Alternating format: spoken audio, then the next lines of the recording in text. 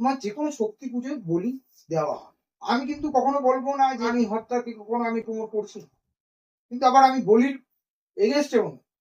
দেখো, যা সৃষ্টি আছে তার ধ্বংস আছে, সৃষ্টি হলে তার মৃত্যু অনিবার্য। তো সেই ক্ষেত্রে একটা প্রাণী যখন জন্মেছে তার মৃত্যু হবে।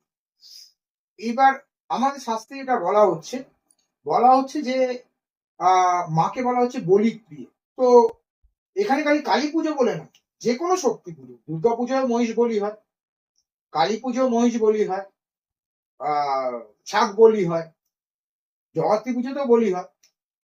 আমি যদি রামকৃষ্ণ দেবের কথা বলি, উনি কিন্তু বলি প্রিয়, উনিও ছিলেন।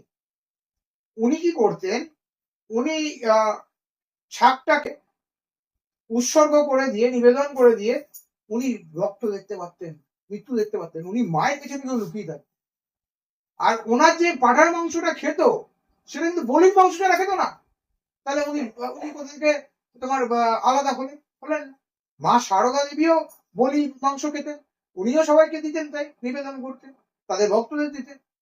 আগামতন্ত্র যখন লেখা হয়েছিল, ঈশ্বরের তো অনেক ক্ষমতা আছে, তো আগামতন্ত্র যখন লেখা হয়েছে, তো আগামতন্ত্রের সময় তো কখনো এসব মা যিনি লিখছিলেন তাকে দুটো চড় মেরে বলেন এই বলির কথা লিখবি না, বলেছিল কি?